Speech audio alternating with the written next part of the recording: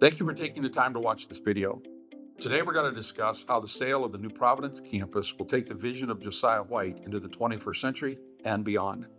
My guests are Robert Talbot, Executive Director of the Quakerdale Foundation, and Wes Blanchard, the Board Chair. Welcome, Rob. Welcome, Wes, and thanks for joining me today. Nice to be here. Thank you. In February of 2024, the Quakerdale Foundation sold a portion of its new Providence campus to Quakerdale Hospitality. But before we get into that, I want to look at the changes that have happened to Quakerdale since its inception in 1851. So let's start with Josiah White. What was the vision of Josiah White? Josiah White wanted to help children who had been orphaned in Philadelphia as well as in New York City. And at that point in time, when he made out his will, they were basically sending children out west on what's called the orphan trains. And they were sending kids out west, hoping that they would find a family that would adopt them and then help them be successful.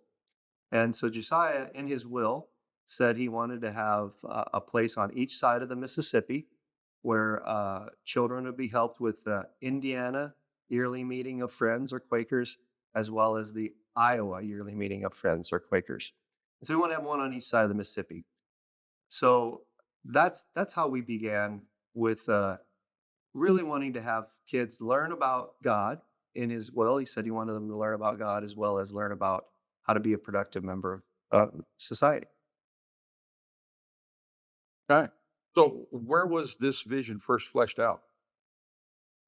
Well, started in Salem, Iowa, and we were did all kinds of stuff, hand in glove, working with the state of Iowa, where uh, we were the first. We were in a school for Indians. We were actually a school for the first girls' school. We were the first school for boys with the state of Iowa. So lots of interesting things happened through time where we were working hand in glove right as Iowa was forming its identity as well. So how long was Quakerdale at Salem? Well, the move happened from Salem up into New Providence when the first building was built in 1939. And I guess the idea was, based on the history books, is that the state had become better formed, and the state capital had been moved to Des Moines, and so wanted to move more toward the center of the state. And there was a Quaker settlement in New Providence, Iowa, and so that's how it got there. We still have farm ground down in the Salem area, so we're still there, just not with residents. Okay. Sure. Yeah. So the vision didn't change. There was just a location change for some logistical reasons then. Is that right? Yeah, I mean, what really happened was that the whole center of the state had moved, as well as for the second time there had been a fire, at which actually burnt down the building. And they heated and lit everything with fire, right? And so kids and fire not a good match. But when we moved to New Providence into the new building, that allowed us to kind of be even more involved with the whole state of Iowa. That was a goal. So when did Cricketell cease to be an orphanage and start working with the state in 1939 when it moved to New Providence, or when did that happen?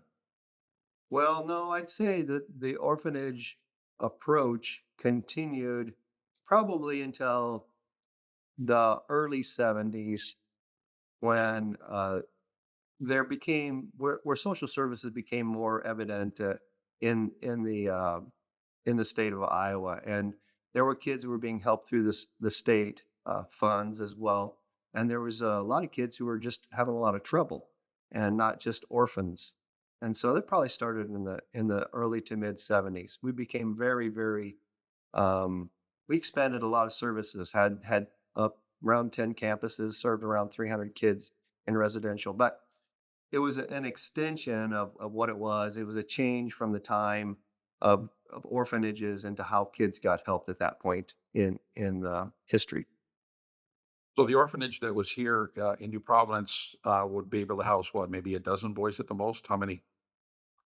Yeah, I think they helped more than that. There wasn't as many rules back then.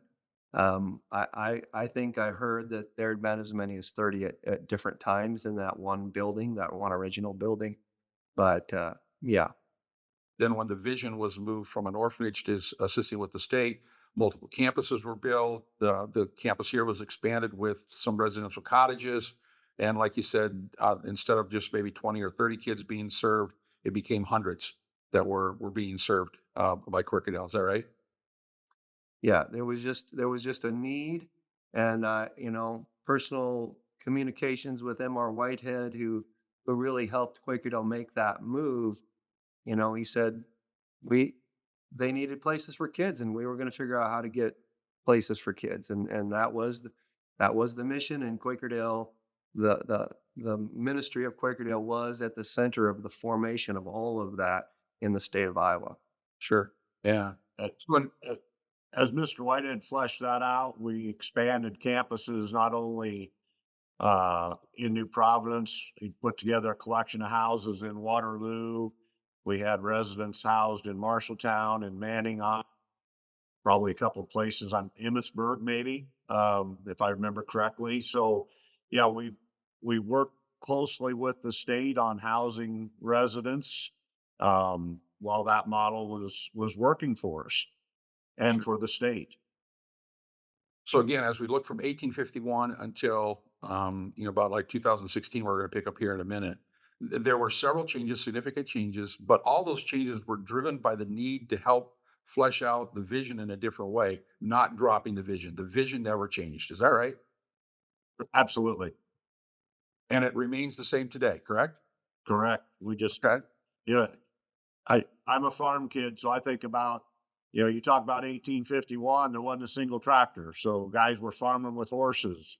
And when I was growing up, I walked a lot of soybeans because they weren't Roundup ready, so you had to go hoe the weeds out. And we stacked square bales of hay all summer long. And now one guy runs a tractor with a big round baler behind it, and five farm kids are out of the summer job. But that farming process evolved and changed, but it was still to get that alfalfa, that hay ready to feed to the cattle. We're still working with families and children, just doing it in a different way from the orphanage or doing it, in conjunction with the state residential programs. Now we're doing it as a foundation, and that probably leads into your next question. Exactly. Yeah. So that brings us up to 2016, which is a really significant part of the timeline. That's when the Quakerdale board decided that they were going to go ahead and split Quakerdale into six independent nonprofits. Six were programs, and then one of them became the foundation. There was the Promise Academy, Eagle Basketball, Quakerdale Business Services, Hope for Healing, and then Wolf Ranch and Quakerdale Family Services programs became one nonprofit, leaving the Josiah White's Quakerdale Foundation as the final nonprofit. Did the vision change? Was that the reason for splitting up Quakerdale? There were two or three factors. One, the state had continued to pull away from housing residents. They did more in-family treatment and counseling without removing the child from their home, and that's a good thing. But it was a different approach. So it was less demand and need for beds, and so we would budget for seven residents in our cottages that can hold 10, and they'd give us five. So our we were losing money on all these contracts, and there was a need for a firewall as our societies become more litigious, with the assets of farmland in Lee County and Hardin County. If when you're working with kids and somebody gets hurt and suddenly you're sued. So by becoming a foundation, we separated and protected the assets from Josiah White's original will and the growth of the ministry of Quakerdale, um, from the ministry programs out there. And now we grant funds to these ministry partners that continue to work with children and families as designated by the will. Sure. So when the split up came at Quakerdale, these independent nonprofits, they needed certain assets to continue on, and Quakerdale allocated assets according to the nonprofits for what they needed to finish fulfill their part of Josiah White's vision. As a matter of fact, even sale of properties is not new because there are two campuses that I know about since I've been part of Quakerdale that sold: the Manning campus and then the Van Orman house. How did the sale of those two properties help the foundation fulfill Josiah White's vision? Well, they reduced uh, maintenance cost. If you've got a building, whether it's being occupied or not, windows where, the utilities have to be on, you have to have insurance, deterioration just in the building itself. So you have all these maintenance costs. And so by alleviating or those responsibilities from the foundation, those funds that go to that are able to be granted to the ministry partners that are helping families and children instead of, the bottom line of a corporation or paying the electric bill on a building that was mostly sitting empty. Sure. And I think what's also pretty neat to comment on is that the folks who bought those properties are serving children and families as well. And I think that's a really neat thing to know, that while donors helped us put those together and make those things a reality, they still are helping children and families. But that the way they're helping children and families isn't not necessarily the way um, connected with our mission directly right now, which is more focused on the types of things they're doing in those buildings. Sure.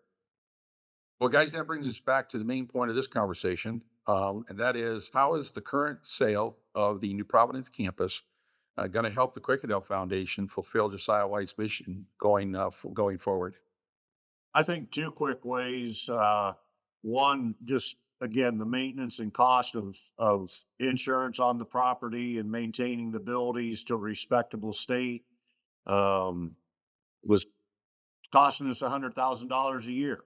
So if we don't own that property, then that's somebody else's responsibility, and that again is 100,000 a year that we can use to grant.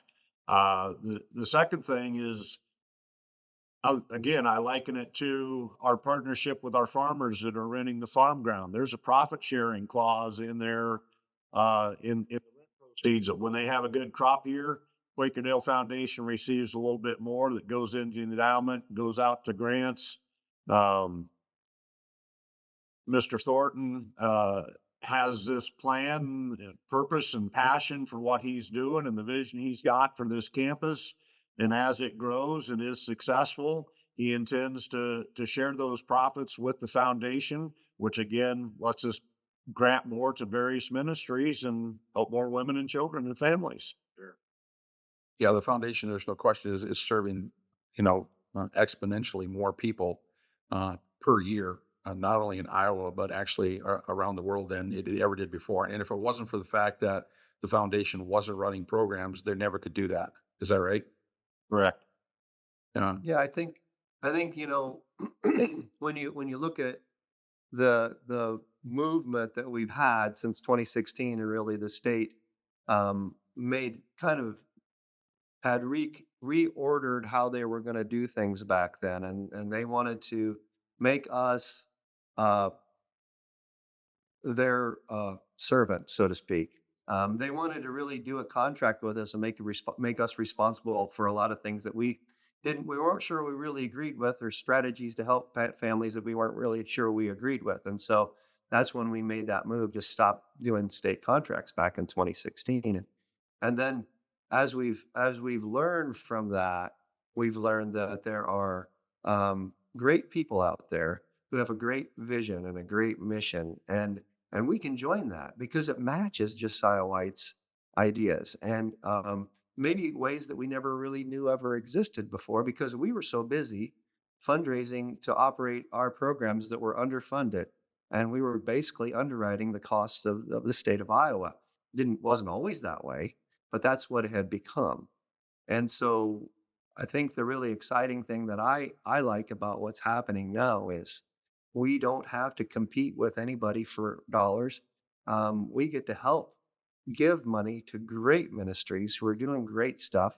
And um, one of the things that we realized when we spun off those ministries that you named earlier that were under the umbrella of Quakerdale before is that you can have a great vision and a great mission and a great leader, but and a great person who's really called to do that, but they don't have all the skills they need necessarily to be successful. And so another thing that we learned when we did that and we saw that we could help those organizations not only just with money. Money is great, but it really doesn't promise you a future. What does promise you a future is to have good support services, people who know how to help you and give you support and teach you the things that you don't know about.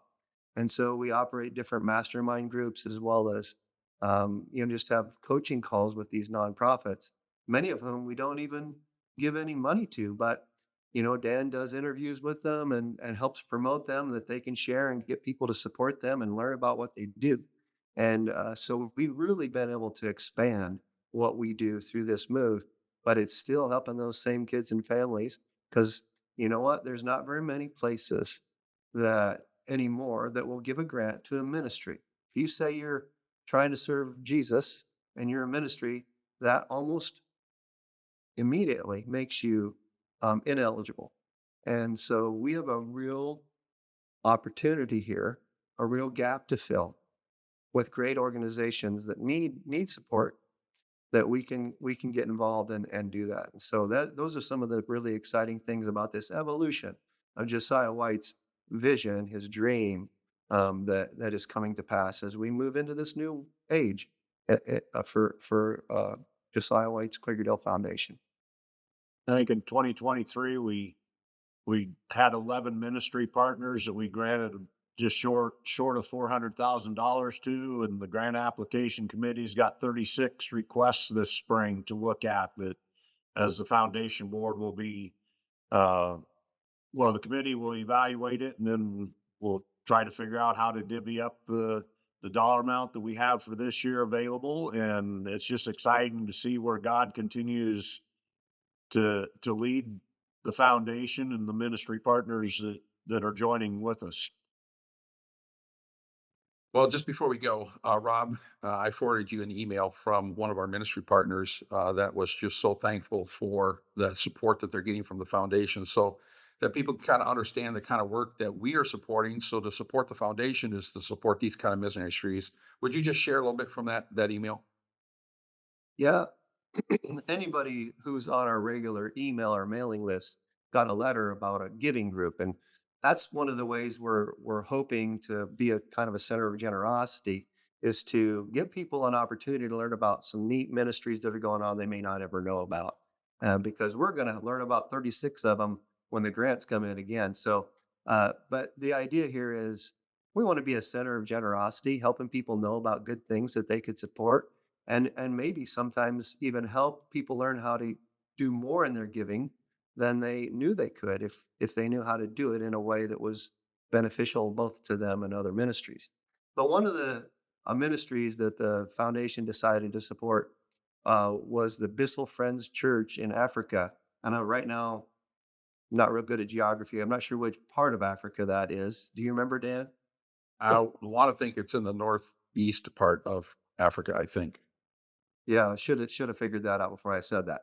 Anyway, uh, you know, if you've looked on our website, you can learn more about it. So it's on our website, and you can learn more about the Bissell Friends Church. But uh, we gave money for girls to get their education, and this is especially important in that region. Is that if a girl doesn't have the money to go to school when they're 11 or 12 years old, they're going to be married off and likely to have a life of poverty because they don't have an education. And so the opportunity here is these are girls going to the Friends Church and they're at risk of just being married off, and that'd be kind of the end of their opportunities in life. And so uh, Gilbert Malaba from Bissell Friends Church shared an email with us this week, and so I'm going to read it to you.